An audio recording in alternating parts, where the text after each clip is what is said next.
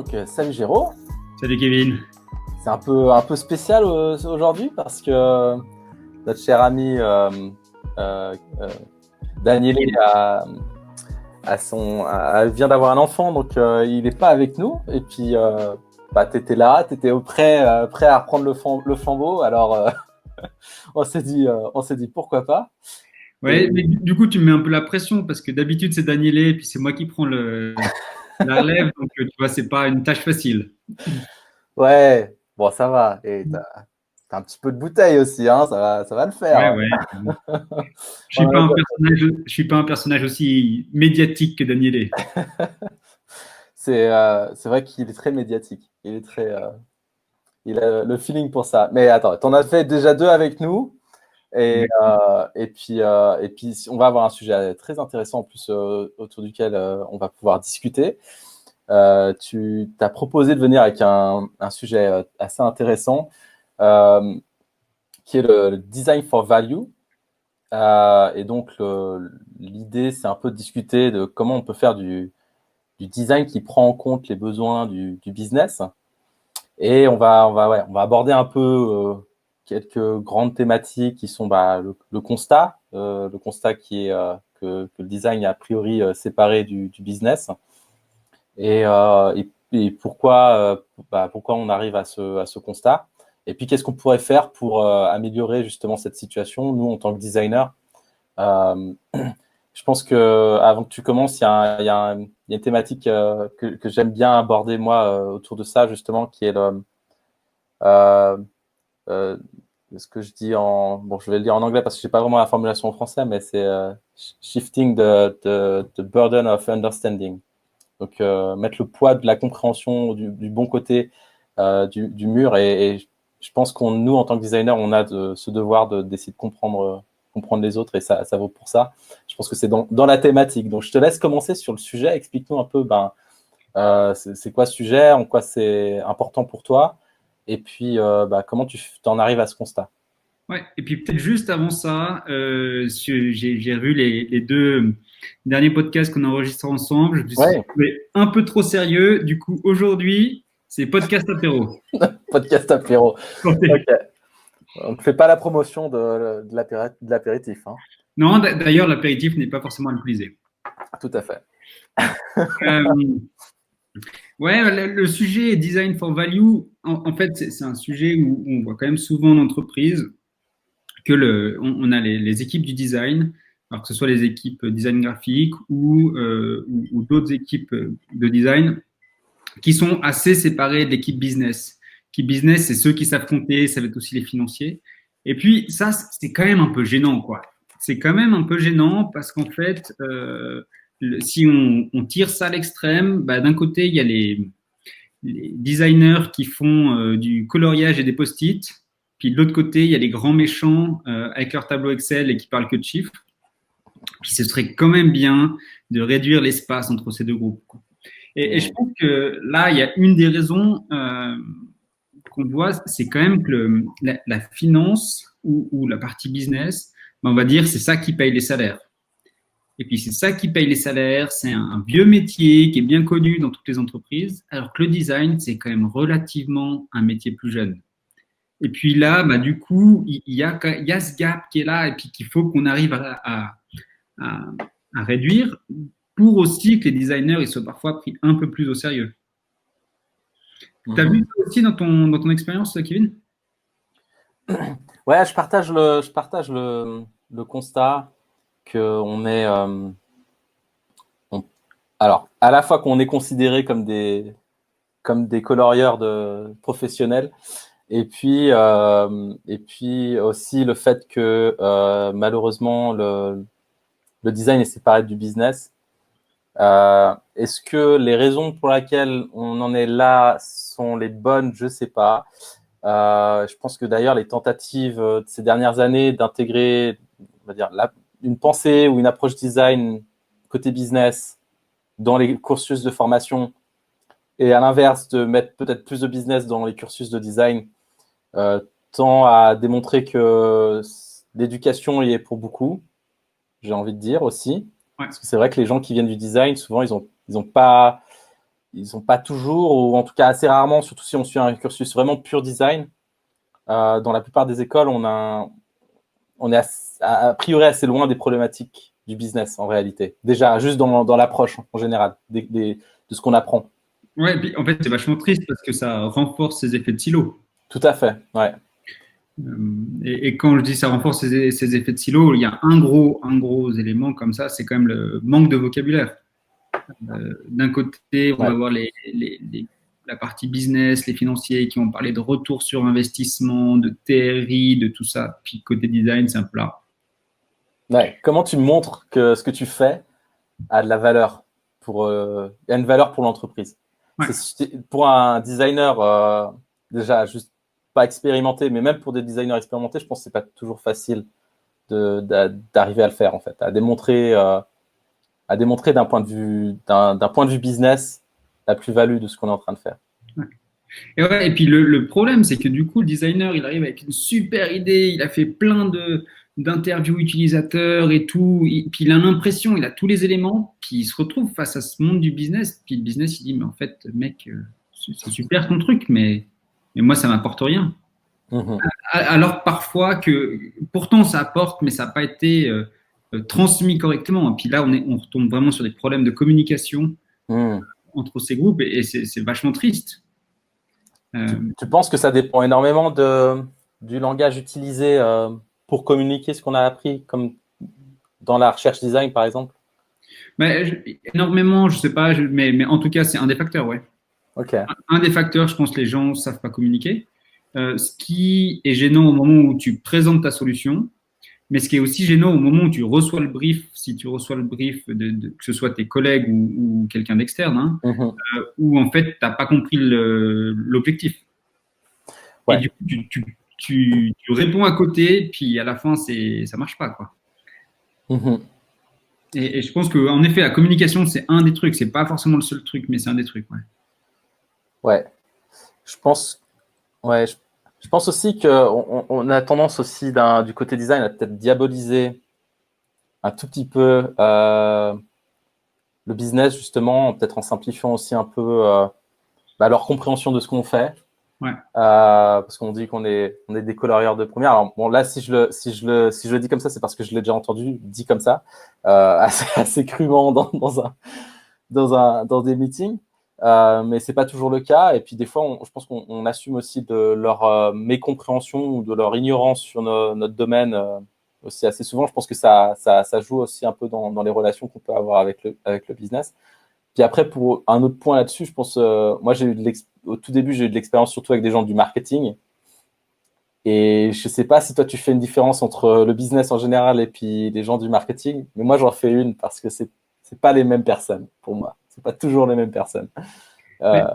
Ouais, écoute, mais c'est un peu, disons quand on dit marketing ou quand on dit business ou quand on dit com, j'ai bossé dans la com pendant un moment, ou en tout cas dans une agence de communication, et puis les frontières, en fait, elles sont pas si claires. Ouais, je suis d'accord. Et puis, entre com et marketing, c'est pas tout le temps clair. Entre marketing et business, c'est pas tout le temps clair. Tu as encore design là-bas dedans. Parfois, ça touche un peu ces éléments. Et en fait, moi, je trouve cool que ce soit pas clair, ces frontières. Je suis d'accord. Ça amène sur le point, je pense, de la compréhension de notre rôle à comprendre des attentes en fait des autres. Et on a souvent, je pense, en tant que designer, le défaut de penser que les seuls qu'on doit satisfaire, c'est les utilisateurs. Et en fait, on doit satisfaire deux parties. On doit satisfaire les utilisateurs qui ont des besoins et qui sont peut-être assez mal exprimés et qui, du coup, sont mal compris par le business. Et ça, c'est un point. C'est comment on arrive à faire comprendre ces choses-là auprès du business. Et ça joue énormément sur la communication, comme tu disais. Puis, il y a un autre point, c'est à quel point on est capable de comprendre les frustrations du business et puis les objectifs. Et leurs objectifs et leurs points de vue et leurs problématiques. Et aussi adapter ce qu'on est en train de faire par rapport à ça. Et en fait, on n'a pas juste une contrainte qui est celle de designer pour des utilisateurs, mais en fait, on design pour deux utilisateurs. Nos utilisateurs à nous, c'est deux parties, en fait. Ouais. Et alors, si tu veux, pour faire un super lien vers votre premier podcast et la planète. Et la planète. N'oublions pas non plus ce qu'il y a autour. Mais alors, est-ce que Alors, on va peut-être pas trop diverger sur le sujet, mais là j'ai envie de, quand même un chouïa à mettre de la nuance là-dedans. C'est pas toujours dans les mains du designer, ce genre de choses. Non, mais le designer peut juste rappeler ça. Ouais.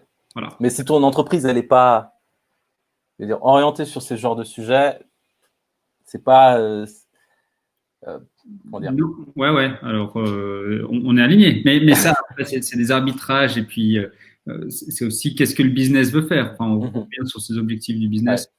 Puis, à un moment, si l'objectif de votre boîte, c'est de défoncer la planète, bah, démissionnez. Puis après, vous pourrez apporter ce sujet dans une autre boîte, quoi. Ouais. Enfin, c'est une vision radicale, mais je la comprends. Ouais, mais c'est pousser les gens à l'action, c'est tout. Ouais. Ah. Ouais. Bon, mais voilà. Mais si on retourne sur notre discussion design et business, je pense que là, il y a aussi un truc, bah, parce que comme tu le disais, parfois, c'est quoi la différence entre marketing et business et design et ça? Et j'ai peur qu'une des raisons, en plus de la communication, ce soit aussi que chaque équipe va avoir ses objectifs.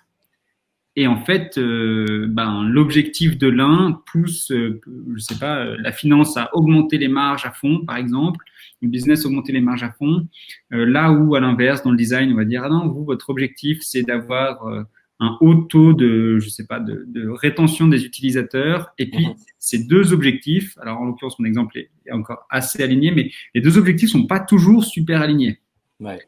Et c'est en plus de la communication dont on parlait juste avant, c'est aussi un des trucs où ben ouais, c'est difficile en fait de réconcilier. Euh, Mais est-ce que ça veut dire pour toi que les objectifs du design, ça doit être les objectifs du business? Ou est-ce qu'il y a des objectifs du design et des objectifs du business mais et il faut arriver à lier les deux?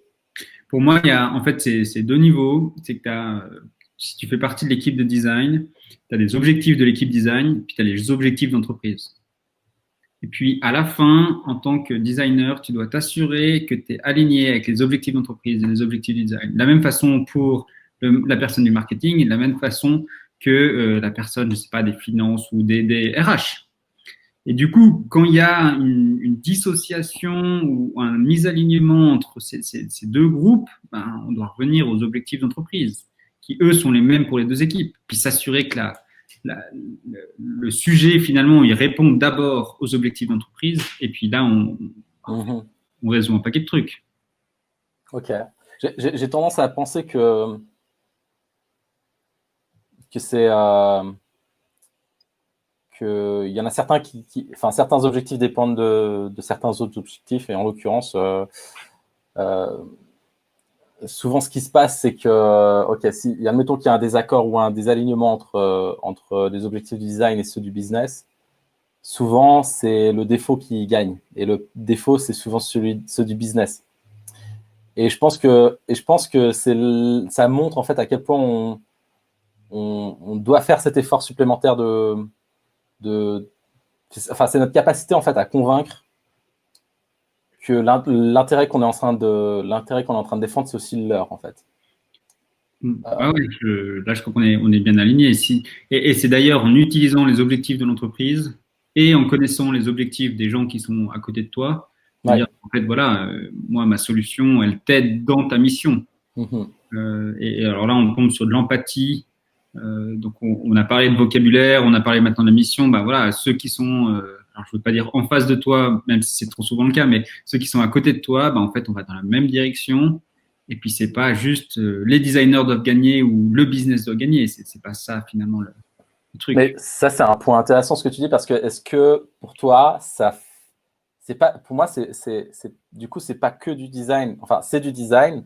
Ça fait partie de la grande thématique du design, mais c'est pas du travail de designer uniquement. C'est aussi du travail comment dire, j'aime pas ce mot, pas leadership, mais en tout cas de facilitation et d'arriver quand même à un type d'organisation où ça peut se produire ça. Parce que tu parles d'empathie, je trouve que c'est un mot qu'on utilise beaucoup trop facilement sans savoir vraiment ce qu'on veut dire par là. Ça veut dire quoi, créer de l'empathie quand tu as, je sais pas, plusieurs dizaines de personnes qui travaillent ensemble. Chaque individu ne doit pas forcément se sentir dans les chaussures de l'utilisateur, je pense. Par contre, c'est important qu'on ait une compréhension commune de ce que les gens vivent, en fait, au final, avec ce qu'on est en train de produire. Et ça a plus un rapport de comment on organise, en fait, le travail de design en général avec toute l'équipe. Parce que c'est pas un job de designer uniquement. Ouais. Mais c'est mon point de vue. Hein. Je ne sais pas si tu le partages et je ne sais pas qu'est-ce que tu aurais à dire là-dessus. moi, je pense que la partie d'empathie dont je parlais, c'est plutôt de l'empathie envers tes collègues. Oui. Et vraiment que tu comprennes les besoins de tes collègues pour après l'aider à atteindre ses objectifs. C'est cool si tes collègues ils ont de l'empathie vers l'utilisateur final, mais c'est pas, comme tu dis, c'est pas toujours facile et c'est pas toujours désirable non plus. Mais en tout cas que toi, en tant que designer, mais même en tant qu'employé, que chaque employé ait un petit peu d'empathie envers ses collègues pour simplement simplifier la communication et puis savoir où est-ce qu'on veut aller. Et bah voilà, on parlait de vocabulaire, on parlait de mission. Finalement, si on s'aligne sur pourquoi on fait ça tous les deux, c'est plus facile. Juste plus facile. Ouais, c'est vrai. Après, j'ai envie de dire, il y a une étape après ça, parce que on pourrait tous être d'accord. Tu peux avoir une équipe où tout le monde est d'accord sur aligné en tout cas sur ce qu'il faut faire, mais pas forcément sur la manière dont il faut faire. Et je trouve que beaucoup de malentendus se produisent plutôt là, en fait, sur le comment on fait les choses. Parce que une personne qui vient d'un background business, il a appris, il a un paradigme, il arrive avec ses outils, sa façon de travailler, et pour lui, il va falloir faire comme ça, d'une certaine manière, pour arriver au résultat. Puis toi, tu es designer, puis tu as un autre paradigme en tête, tu as d'autres méthodes, tu as d'autres outils, puis tu dis non, c'est comme ça. Ouais. Et tout le monde peut être d'accord sur l'objectif à atteindre, et pour autant, ça peut être le gros bordel pour arriver à aller tous en même temps dans cette direction. Ouais, on a peut-être au-delà, je pense que c'est pas un problème de nécessairement ce que je suis en train de dire, c'est un problème d'organisation d'équipe en fait, mais on a un petit rôle à jouer, je pense aussi là-dedans peut-être. Après, là-dessus, il faut qu'on redescende un peu sur le terrain. C'est pas non plus le village des Schtroumpfs, tu vois. Oui, on a tous nos manières et nos paradigmes. Puis en fait, on est tous humains, on arrive à se parler, puis il y aura de la frustration, il y aura de la friction, puis en fait, ouais.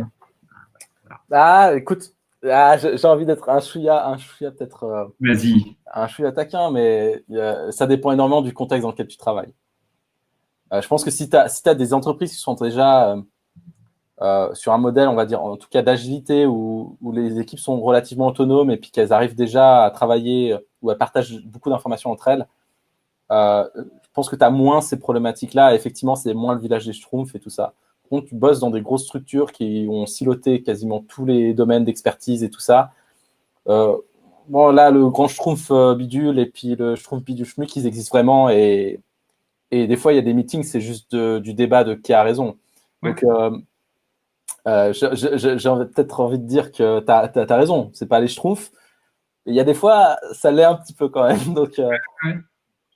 Mais c'est, comme tu dis, je pense que de toute façon, il n'y a pas une entreprise, il y a plein d'entreprises. Puis, il faut aussi garder en tête que l'employé, ça peut être la personne avec le plus aligné, empathique, tout ce qu'on veut. Puis, il se trouve qu'il a mal dormi parce que je sais pas quoi, qu'il a un problème perso. Puis, même si il essaye de mettre son costume du meilleur employé du monde, il arrive le matin, il est de mauvaise humeur. Et puis, si il arrive à sentir ça chez lui, il va mettre un gros post-it en disant « M'embêtez pas aujourd'hui ». Et puis, ce sera très bien. Et les autres diront « Ah, aujourd'hui, c'est pas un jour où il faut aller discuter avec Jérôme ». Les collègues savent de quoi je parle. Mais sinon, ouais, c'est sûr. Ouais. C'est sûr, tu as le contexte de l'entreprise, mais tu as aussi voilà, la personne quand elle arrive au boulot. Mais si on revient sur le sujet design le business, je pense qu'il y a aussi un gros sujet, et moi, c'est un truc qui me fait rire tout le temps. Et pourtant, justement, alors, mon job, c'est d'être dans le design de business. Donc, je devrais être un petit peu entre les deux, et mes collègues devraient aussi être un peu entre les deux.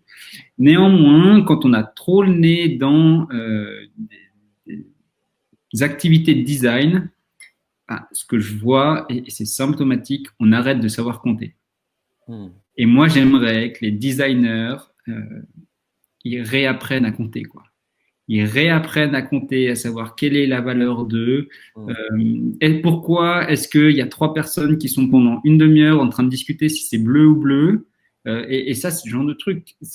Enfin, je commets ces erreurs aussi, donc c'est pas contre une personne en particulier.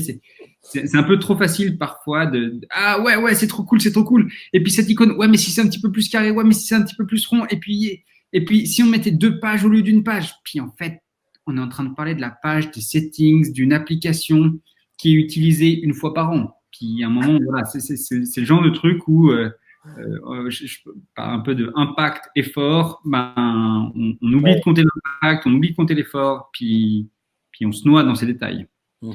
C'est le côté un peu pixel pusher Ouais. qu'on peut facilement avoir quand on tombe dans le... Ouais, quand on rentre dans le détail de certaines choses. Ouais, je vois bien de quoi tu parles. Je vois bien de quoi tu parles et je pense que c'est là où c'est important de garder aussi de pas s'isoler. Je sais que c'est facile de vouloir rentrer un peu en mode grizzly, où on se met dans notre cave et puis on dit maintenant il faut que je me coupe du reste du monde pour pouvoir avancer sur un truc. Et ça a ses avantages, hein, parce que d'atteindre ce qu'on appelle le flow, où on est dans un truc et puis ça trace, c'est super agréable. Et en même temps, c'est là où arrive ce genre de problématique. Parce qu'on se dit, mais... Et c'est un peu la recherche de la perfection. Mais si je fais ça, ça sera un petit peu mieux et tout. Et je suis d'accord. Des fois, on est happé par ça. Mais quand tu dis réapprendre à compter, c'est pas juste une histoire de... J'imagine, c'est pas juste une histoire de... j'ai pris plus de temps là parce que j'estimais que de rajouter ce petit truc en plus, ça ferait la différence. Je pense que c'est aussi la manière dont on parle et dont on fait les choses en général, j'imagine.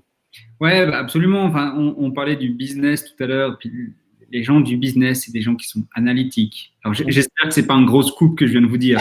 Les gens du business, les gens de la finance, c'est des gens qui sont analytiques, qui parlent chiffres. Ouais. On s'adresse à des designers ici, donc voilà, ça y est, ça c'est ce qui se passe dans le monde. Et du coup, si vous savez pas parler chiffres de pourquoi est-ce que vous avez besoin d'une recherche utilisateur et de passer ce temps-là sur ces écrans parce que c'est un écran fondamental ou je ne sais quoi, et que vous savez pas articuler des chiffres autour de la raison pour laquelle vous devez agir comme ça, les gens du business, en fait, ils comprennent pas. C'est juste ça, ils ne comprennent pas. Ou, en tant que designer, à l'inverse, on arrive avec plein d'histoires, des émotions. Ouais, mais sans la frustration de l'utilisateur. Et la personne du business, elle dit, ouais, et comment ça a un impact sur mon fichier Excel? Puis, c'est souvent ça, un peu cette mauvaise communication ou compréhension. Et ça, je pense que si les designers apprenaient un tout petit peu à compter, tous, qu'est-ce que c'est un retour sur investissement? Comment on peut calculer un retour sur investissement? Comment on peut après discuter avec la personne du business en disant, mais tu sais comment ça se calcule un retour sur investissement? Ou juste aller poser la question, mais en fait, dans ton cas, comment on calcule ce retour sur investissement? Comment on calcule le rendement? Comment on calcule ce genre de choses? Comment on calcule le taux d'acquisition? Des concepts simples, hein. On ne demande pas de comprendre des trucs très, très avancés. Qu'est-ce que tu utilises, toi, en tant que personne du business, pour suivre l'arrivée de nouveaux utilisateurs, l'acquisition de nouveaux utilisateurs? Comment tu fais? C'est quoi la métrique pour toi? Déjà, avoir cette discussion avec ces personnes du business, je crois que, en fait, c'est une notion, on commence à s'intéresser, et puis il y a cette notion un petit peu de calcul. On parle de calcul très simple, hein. Si vous savez faire des multiplications et des additions, je crois que vous avez à peu près tout ce qu'il faut. C'est comment utiliser ces outils. Oui. Et là, parfois, donc, en plus du fait qu'on va parfois mettre le nez comme ça dans les détails, très, très pointus et tout, il y a aussi, quand on discute avec quelqu'un, comment on montre que cette solution, c'est la meilleure pour atteindre l'objectif financier, mais ça peut être aussi une réduction de CO2 ou ce genre de choses. Comment on va faire ces petits calculs? C'est quoi les petites choses qu'on va utiliser? Ouais. Et du coup, ça démontre que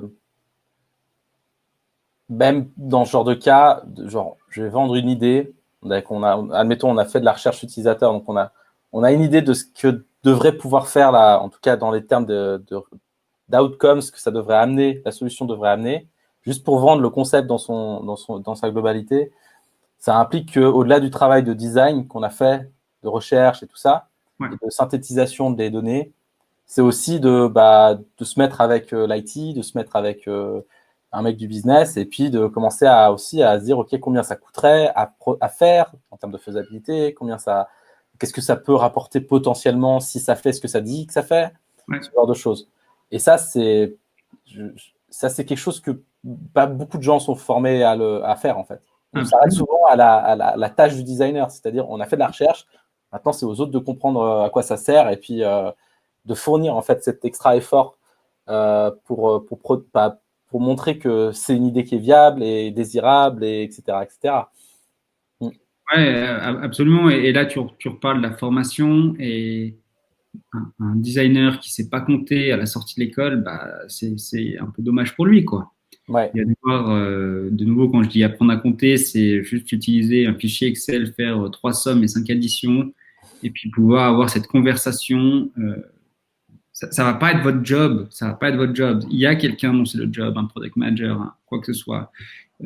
Mais cette personne, il faut qu'on puisse l'aider. Cette personne aussi, elle va nous dire, ah, j'ai un problème sur le taux d'acquisition, je sais pas quoi, qu'on comprenne ce que c'est que le taux d'acquisition. Puis après, utilisons ça dans nos recherches utilisateurs. Allons voir comment on peut construire nos tests, nos interviews, quoi que ce soit, apporter cette information sur le taux d'acquisition. Là, tu pointes un truc, mais tellement, tellement important, c'est la formulation d'hypothèses. Ouais. Et ça, c'est possible que quand on a justement accès à ce genre d'informations. Moi, je te dis, hein, je travaille dans un domaine où des bonnes statistiques sur ce genre d'usage, elles n'existent souvent pas. Et quand elles existent, elles sont tellement difficiles à réellement pouvoir exploiter que, je veux dire, c'est des usages internes, c'est des choses où il n'y avait pas de tracking avant, ce genre de choses. Donc, de faire ce genre de choses, c'est pas toujours possible, en fait, de pouvoir correctement formuler une hypothèse sur, on voudrait augmenter le taux de succès sur ce formulaire de tant de pourcents. Ouais. Ça, on peut déjà pas le faire parce qu'on n'a même pas le pourcent de base pour pouvoir dire combien on veut augmenter de pourcentage, tu vois, de combien de pourcents on veut pouvoir l'augmenter. Mais quand tu as ce genre de choses à disposition, il faut que tu puisses le faire. Je veux dire, c'est un truc à exploiter qui est énorme juste pour toi, pour pouvoir faire un scope de ta recherche. Peut-être juste de se dire, OK, on veut augmenter de temps, alors c'est sur ce genre de problématique qu'on va pouvoir se concentrer, donc c'est sur ce genre de questions que je vais pouvoir poser, que je vais pouvoir faire de la recherche, puis peut-être se rendre compte qu'en fait, le scope n'était pas le bon, mais au moins, tu avais une base. Alors que souvent, la reproche de la recherche utilisateur par le business, c'est que ça va prendre du temps, on ne sait pas pourquoi tu y vas et c'est pas clair ce qu'on va gagner à la fin comme compréhension. Ouais. Et souvent, tu dis, ouais, mais attendez. Enfin, la réponse, souvent, c'est attendez que je l'ai fait pour voir qu'est-ce que ça va vous apporter. C'est pas une bonne justification à donner à un mec qui pense en chiffres. Il se dit, tu vas nous coûter de l'argent et on ne sait pas ce qu'on va avoir à la fin, mec, c'est pas bien vendu, quoi. Et c'est ça, en fait, c'est comment tu arrives à mettre un scope clair qui paraît cohérent d'un point de vue, tu vas dépenser de l'argent en t'investissant dans quelque chose. C'est un coût pour eux. Il faut qu'ils y voient un bénéfice à la fin sur le projet. Tu peux pas juste dire, ça va augmenter la compréhension. C'est vrai que c'est difficile de quantifier ça. Après, je pense, cela dit, qu'il y a des choses qui peuvent se discuter au-delà de la quantification des données, c'est-à-dire sur leur rapport en termes de résultats, qui est, voilà, il y a des sujets qui est plus de termes de compréhension partagée, des choses de valeur plus immatérielles qui sont difficiles à quantifier. Ça reste des sujets que tu peux aussi aborder, mais c'est vrai que dans la plupart des cas, tu as un projet, il est scopé, il y a des objectifs qui sont définis. Donc, il faut qu'en tant que designer, on arrive à rester dans ce cadre-là. Et c'est souvent là où on a du mal parce qu'on n'a pas forcément appris à faire les choses comme ça. Ouais. Et là, j'entends ton sujet, il faut sortir de cette quantification et tout ça, et puis on va reprendre ça juste après, mais si on retombe sur la quantification, et tu l'as dit, mais j'aimerais vraiment appuyer là-dessus, trop souvent, on va essayer de faire un truc pour améliorer quelque chose, sauf qu'à la base, on ne sait pas l'état. Nous, on utilise le mot baseline, on ne sait pas quel est l'état. Je parlais du taux d'acquisition tout à l'heure, c'est quoi le taux d'acquisition aujourd'hui? Donc, on ne sait pas quel est le taux d'acquisition aujourd'hui, mais on va nous demander de faire mieux. Ouais. Et de trouver une solution pour faire mieux. Et nous, on va apporter un super truc, on va dire, c'est mieux, Puis les gens ils vont nous dire, mais c'est mieux de combien? Et puis en fait, d'un coup, on va avoir une décision qui n'est pas basée sur des chiffres ou des évidences ou des choses comme ça, mais juste sur mon point de vue contre ton point de vue. Puis en Ouais. fait, c'est la frustration pour tout le monde, c'est du temps perdu pour tout le monde. Mhm. Et ça, c'est un petit truc, une petite astuce, hein. Quand, en tant que designer, on va vous demander, j'ai besoin que vous amélioriez ça. Enfin, avant d'aller commencer à faire vos plans pour la recherche ou quoi que ce soit, cherchez le chiffre à améliorer. Et malheureusement, ça paraît ultra bête quand on dit comme ça. Mais c'est pas tout le temps, vous n'avez pas tout le temps ce chiffre. Parce que ce chiffre, il n'existe pas. Ouais. Pas parce que ce chiffre, si vous ne le demandez pas, vous ne l'avez pas. Mhm. Et du coup, vous ne savez pas en fait si votre idée, elle améliore de 3%, de 15%, de 25%. De nouveau, les gens à qui vous parlez, c'est des gens analytiques qui parlent en chiffres. Donc si vous dites, ouais, cette idée, elle est trop cool, elle améliore, blablabla, je suis là. Ouais, mais en fait, ça améliore comment? Et ça, c'est un gros truc. Et chez Roman Energy, on a fait un gros travail là récemment avec différents business, Mhm. les aider à aller faire ce baseline. Et ça, c'est juste le point de départ. Et d'un coup, mais ça apporte des idées pour tout le monde. Mais comment ça se fait qu'ici, on est à 22% alors que l'industrie est à 55%? Et ça Mhm. a un niveau de discussion, mais qui n'a rien à voir. Qui a Ouais. rien à voir. Ouais, ouais. Ça va avec, avec ouais, l'awareness sur, de ton application, en fait. Je ne sais pas comment dire ça, mais moi, j'ai travaillé sur des applications où ils ont produit le truc, ils l'ont délivré, puis ils ont eu des échos comme quoi il y a des choses qui n'allaient pas, mais c'est aussi loin que ça, de ce qu'ils savent, en fait. C'est la compréhension qu'ils ont aujourd'hui de leur application, c'est qu'ils ont fait un truc, eux-mêmes en sont très satisfaits. En tant que développeur, en tant que business, ils l'ont fait, ils ont répondu à des besoins qui ont été exprimés et tout ça. Ok, ça a été fait, ça a été produit, délivré. Et là, il y a deux, trois échos au fond. Il y a des trucs qui vont pas, il faut améliorer l'application. Et on te dit, ah, bah, t'es designer, t'es là pour ça, améliore l'application. Et mais genre, eux-mêmes, ils ont zéro insight sur qu'est-ce qui se passe. Ouais. Zéro, zéro. Et d'amener la compréhension, ce travail-là, cette étape 1, déjà, c'est ça ouvre les yeux en fait sur bah, comment les gens utilisent l'application en fait, comment ils l'utilisent et qu'est-ce qui sont les mécanismes derrière en fait le succès ou l'échec de certaines fonctionnalités et tout ça. Et, et juste ça déjà c'est effectivement ça ouvre les yeux, ça permet de générer des idées et ça va en fait avec la connaissance, avec la connaissance que tu as du domaine sur lequel tu travailles. Et tant que tu vois, tant que ton territoire il est inconnu, juste 3 pas devant toi, tu feras que avancer de 3 pas en 3 pas. Si tu vois jusqu'à l'horizon, tu peux commencer à planifier des choses, à anticiper des trucs et tout. Et le point, il est là. Souvent, il y a des équipes qui bossent, ils travaillent à vue, quoi. Ouais, puis en gros, ça va suffisamment bien pour on se pose pas trop de questions. Puis Jusqu'à ce qu'il y ait un truc imprévisible qui s'est passé, parce qu'il aurait pu être prévisible, mais on n'avait pas les moyens de le voir. ouais, soit ça, soit d'un coup, il y a un boss qui dit, ouais, il faut que les business, ils aillent mieux. Mhm. Et du coup, on dit, OK, bah, les designers, apparemment, c'est votre job. Faites que le business, il va mieux. Je sais pas où commencer. Et là-dessus, tu parlais de succès juste avant. Moi, une des questions que j'adore, parce que je coach aussi des startups où je bosse avec des corporates en plus de bosser chez Roman Energy. La question que je pose toujours dans mon premier entretien avec mes potentiels nouveaux clients, mes prospects, c'est quoi le succès pour vous? Mhm. Comment on sait qu'on a bien bossé? Et alors, c'est drôle parce que selon les personnes avec qui je parle, et c'est pas lié aux startups versus les corporates, c'est vraiment autre chose. Il y a des gens, ils savent pas me dire, ouais, peut-être que si on arrive en gros à faire ça, mais que non, non, mais comment on va mesurer Ouais, qu'on a bien bossé? ouais. C'est pas compliqué, ça devrait pas être compliqué comme question. Si ce n'est que selon la réponse que j'ai, je sais à quel niveau on va travailler. Et en fait, mais c'est une super question, hein. C'est que Ouais. si on prend notre exemple, le taux d'acquisition, j'aimerais multiplier par 50. En fait, c'est ça que je vais atteindre. Multiplier par 50, c'est pas la même chose que faire plus de pourcents.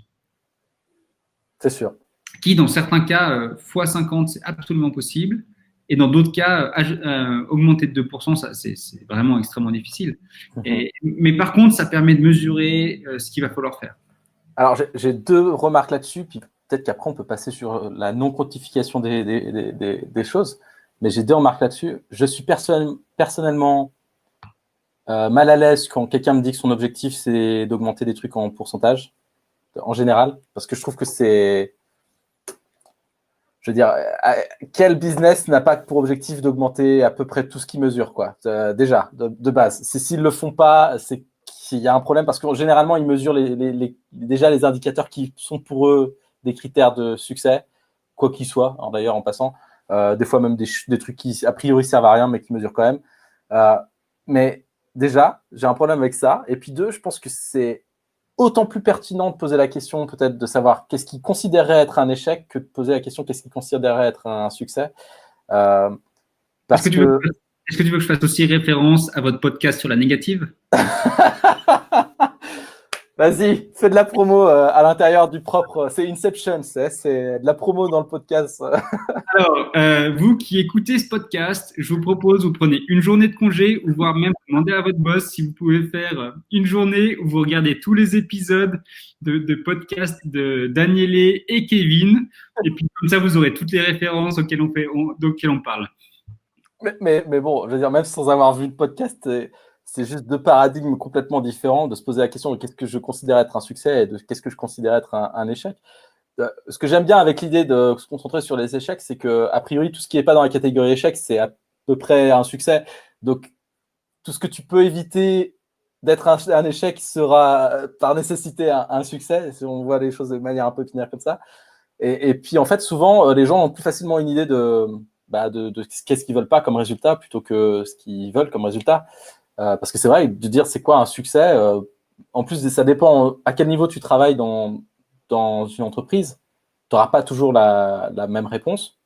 Je te dis, dans une grande boîte, la plupart des gens seront satisfaits quand le mec au-dessus d'eux est satisfait. Et ça va aussi loin que ça, quoi. Donc, ok, c'est quoi un succès? C'est quoi un échec? Peut-être vers même définir les deux, ce sont des bons exercices. Et je suis d'accord, ça drive un peu après ce que j'appelle être la contrainte que tu as pour le domaine le champ de liberté que tu as. Ça te met les deux contraintes, en fait, pour savoir où tu peux aller en termes de largeur. Non, mais alors, je suis absolument aligné. Hein, je parle de succès parce qu'en général, quand je bosse avec des nouveaux projets, les gens sont plutôt optimistes. Ils se Ouais. lancent et puis il faut pas que je leur casse les pattes dès le début. Donc du coup, c'est okay, où est-ce qu'on va? C'est que c'est quoi la vision? Alors, premier jour, première heure, c'est quoi le succès? C'est quoi l'échec pour vous? Pas. Comment est-ce qu'on peut merder? Dis-moi, redis-moi comment est-ce qu'on peut merder? Non, mais je suis absolument aligné. Hein. Les succès et les échecs, souvent, c'est d'ailleurs pas sur les mêmes choses. Hein. C'est pas le succès, c'est plus 4%, l'échec, c'est moins 2%. C'est pas ça. C'est, OK, les échecs, c'est ces éléments-là auxquels il faut pas aller. Par contre, les succès, c'est d'autres éléments. Et je te rejoins, c'est un super. Tu définis ton champ de travail. Ouais, ouais. Mais par contre, j'ai pas compris ton truc sur les pourcentages. Ouais, je trouve problématique quand on définit un objectif comme un chiffre, en fait. Parce que je trouve que c'est très réducteur. Et je pense que dans la grande majorité des cas, la plupart du temps, on définit comme objectif une augmentation de quelque chose qu'on estime être à la base positif. Et ça fait qu'on va éviter pas mal de questionnements autour de ce qu'on est en train de faire. Et donc, c'est mon point de vue. Hein. Je ne dis pas qu'il faut qu'il soit partagé, mais je pense pas que ce soit réellement une bonne façon de. Quand quelqu'un va me dire mon objectif c'est d'augmenter de 2%, ma première question c'est pourquoi. Pourquoi on veut faire ça? C'est quoi l'objectif sous-jacent à ça? Et s'il me dit c'est gagner plus d'argent, ok, ça paraît assez évident, c'est qu'il n'a pas vraiment d'objectif en fait. C'est-à-dire, une entreprise qui veut gagner plus d'argent, acquérir plus d'utilisateurs, ouvrir plus de comptes, vendre plus de trucs, je veux dire, si c'est ça tes objectifs, tu n'as pas une vision long terme très, très poussée, quoi. Et donc, il y a d'autres questions à poser avant d'arriver à avoir vraiment scopé ce qu'ils cherchent à faire. C'est mon point de vue. Hein. Mais à part ça, moi, je suis aligné avec toi. Hein. C'est pas parce qu'on me dit 2% qu'il faut dire oui. Ouais, ouais. Et 2% et la réponse pourquoi, moi, ça me va extrêmement bien. Il faut être suffisamment bien placé au bon endroit, avoir le blablabla, pour pouvoir poser des questions et pour pouvoir challenger la personne qui te donne ses objectifs. Mhm. Pour éviter que ça remonte de 2 niveaux au-dessus, que je sais pas quoi. Mais oui, c'est pas parce qu'on te dit 2% que tu dois dire ah ok très bien, alors j'y vais, ok, j'y vais. Je vais faire mes tests utilisateurs. Non, non, c'est absolument, tu peux. Enfin, ton Ok. podcast, il s'appelle Critical pour commencer, non? Critical Thinking ou quelque chose comme ça? Merci d'avoir pointé, d'avoir pointé le truc. Non, mais je dis ça parce que on aurait pu donner l'idée dans la discussion que ce qui était important justement, c'était de se concentrer sur les chiffres. Quand tu dis qu'il faut que les designers apprennent à compter, je suis d'accord avec le concept en général qu'on vient de discuter. J'apportais juste de la nuance en disant que l'objectif, c'est pas des chiffres. L'objectif, c'est ce qu'on attache comme sens aux chiffres. Et tant qu'on arrive à définir le sens qu'on met aux chiffres, bah alors c'est qu'on fait du bon travail. Même si à la fin, on s'est rendu compte que ce qu'on avait fait, ça n'avait pas apporté l'amélioration. Mais au moins, on a compris pourquoi. Parce que par rapport au sens qu'on mettait aux chiffres, on a raté un truc. Et c'est un apprentissage. Si on n'arrive pas à mettre du sens aux chiffres, tu fasses -2 ou +20, tu n'apprends pas grand-chose en fait. Ouais. Et je pense que c'est là où aussi il y a un travail avec le design et puis le business, c'est de créer de la compréhension et le sens commun autour de ce qu'on est en train de faire, et dont la définition de ce que ça a comme valeur. Tout ce qu'on peut attacher comme adjectif, superlatif et tout ce qu'on veut autour de bah, si on augmente ça, c'est bien. Bah, alors définissez le bien dans le c'est bien. Qu'est-ce que ça veut dire, c'est bien, concrètement? Qu'est-ce que ça va permettre de faire après? Et quand on aura fait tout ça, ben, on pourra commencer le travail de design qui est de la recherche et de la compréhension des besoins utilisateurs et comment on arrive à attacher les deux sens, ceux de l'utilisateur et ceux du business. Parce que même quand ils disent qu'ils ont un problème avec le formulaire, en soi, on s'en fout, je veux dire. Concrètement, on s'en fout complètement qu'un formulaire il fasse des échecs et que l'utilisateur il pleurniche parce qu'il n'a pas réussi à compléter le formulaire. C'est pas ça qui est important. Ouais. C'est qu'est-ce que ça veut réellement dire pour lui. Et je pense que pour le business, c'est exactement pareil. Et là-dessus, alors par rapport à ce que tu dis aux chiffres, mais moi je suis absolument aligné. Je dis juste que si tu sais pas compter, tu n'as aucune chance d'avoir cette discussion. Oui, ouais, c'est sûr. Ça, on est d'accord. Chiffres, c'est un outil de plus pour pouvoir faire ton travail, et que si tu n'as pas l'outil chiffre, ben ça va être difficile d'aller plus loin. Et on revient du coup sur ce que tu disais tout à l'heure. Il faut sortir du quantitatif, il ne faut pas que parler en chiffres, et je suis absolument aligné. De toute façon, en tant que designer, vous avez ce biais où vous n'allez pas que parler en chiffres, donc de toute façon, il y a même pas. Et là-dessus, les émotions, le sens, la connaissance, tu parlais de compréhension du besoin utilisateur, là, on est dans la création de connaissances. Compréhension que peut-être le chiffre qui est appliqué, il correspond pas au libellé qui est à côté sur la feuille Excel. C'est clair. Ben, en fait, vous allez apporter de la valeur. Et c'est pour ça que quand on discute, on a appelé ça design for value. C'est un peu sexy comme ça, mais on revient un peu, c'est quoi la valeur qu'on apporte. Ouais. Et je trouve que c'est des discussions vachement saines, hein, Ouais. qu'il faut avoir. Et néanmoins, pour pouvoir parler valeur, il faut quand même pouvoir parler chiffres. C'était ça mon message tout à l'heure. Il ne faut pas parler que chiffres. Et je te remercie pour la remarque. Il ne faut surtout pas parler que chiffres. C'est pas ça qu'on veut. Sinon, si les chiffres, c'est votre passion, ben, en fait, faites le côté business avec un peu de design plutôt que design avec un peu de business. Et ça va très bien. Et on ne va pas vous juger. On ne dit rien sur la place publique. Et non, designer, tu es censé sentir des trucs, quoi. Ouais. C'est censé avoir ces émotions. Et surtout, faut pas perdre ça. Faut pas perdre ça. C'est pour ça que vous êtes embauché dans ces boîtes, ou c'est pour ça que vous êtes appelé en tant qu'agence ou quoi que ce soit. Votre job, c'est de garder cet intangible. On parle de connaissances, on parle de sens, on parle d'émotions, tous ces trucs-là, mais surtout, gardez-les et chérissez-les. Par contre, ajoutez une partie sur les chiffres. Ouais, attacher les deux. En fait, alors 200% d'accord avec toi, ce que tu viens de dire. Et je pense que il y a un terme qui est utilisé dans d'autres domaines d'expertise que celui du design, qui est sense maker. Et c'est une grande partie de notre rôle, en fait. C'est au-delà de faire un rapport sur les utilisateurs, ils ont échoué à ça, et puis voilà. Qu'est-ce que ça veut dire? Qu'est-ce que ça veut réellement dire, ça?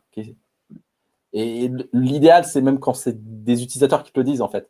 Quand tu arrives à foutre à injecter des quotes, des phrases qui ont été dites voilà, qui ont de l'impact, c'est, voilà, ils échouent à 30% à faire ça, ça veut dire une perte de chiffre d'affaires, certes, mais pour eux, ce que ça veut dire, c'est ça. Et puis pour le business, ce que ça veut dire, c'est ça. Et quand tu arrives à connecter tout ça ensemble, les mecs en face, ils peuvent.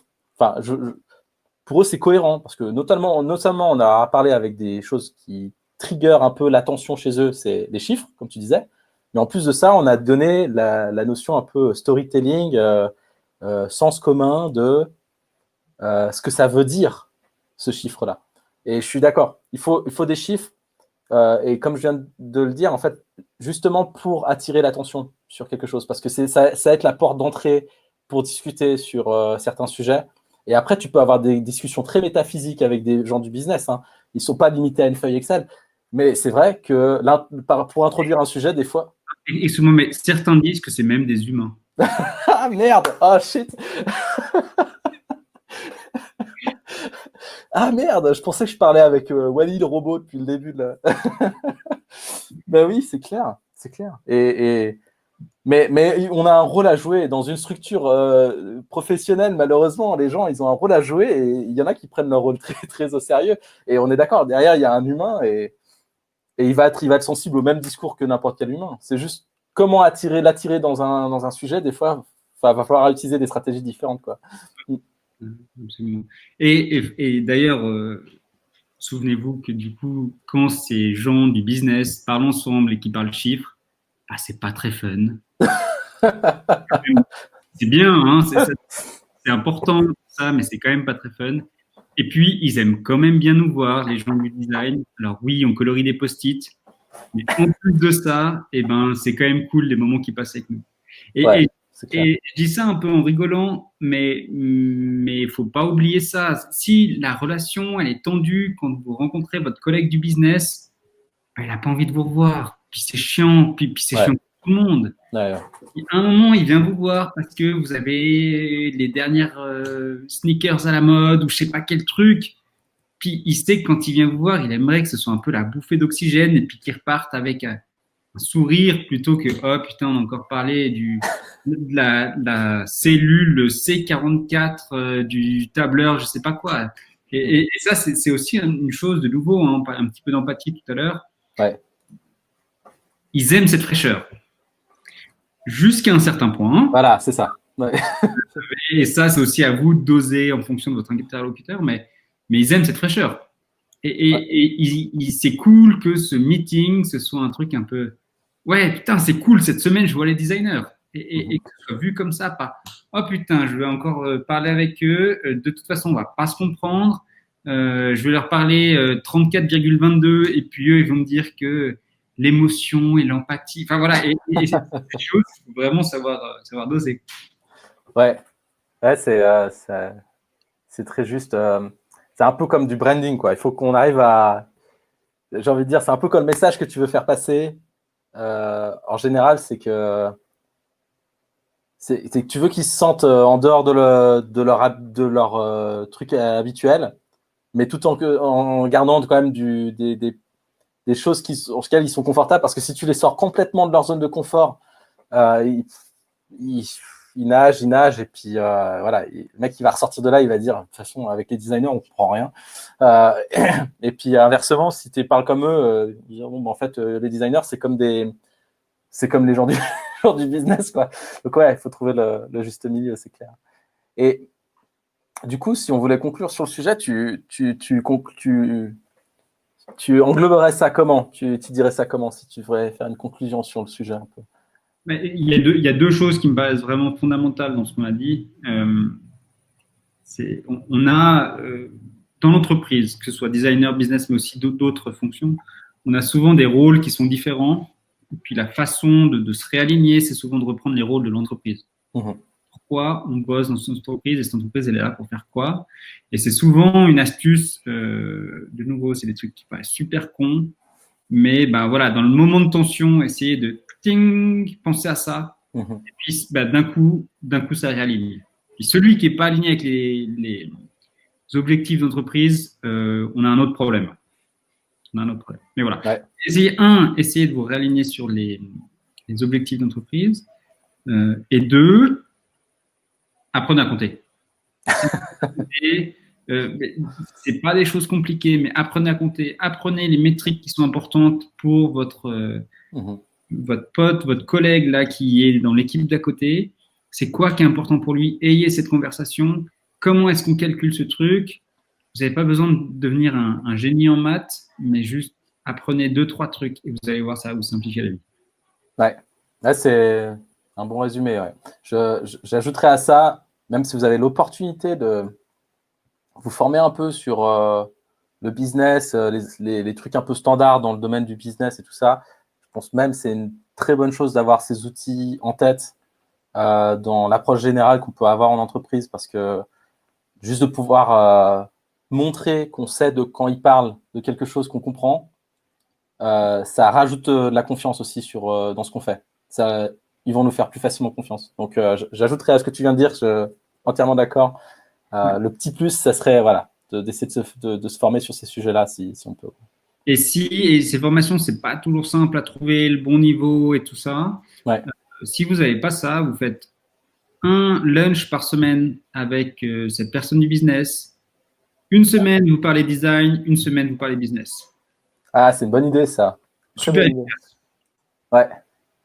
Super efficace. En plus, d'un coup, vous avez un super pote après dans l'entreprise, des bons échanges et tout ça. Ça coûte pas grand-chose et ça peut vraiment vous aider. Ouais, c'est une excellente idée. Hein. Merci. Écoute, c'était une super discussion. On a réussi sans Danielé, t'as vu? C'est magnifique. Bravo, on peut s'applaudir. Danielé, tu peux avoir un deuxième enfant. Ouais. Merci beaucoup, Géraud. C'est rien qui... À la prochaine, ciao.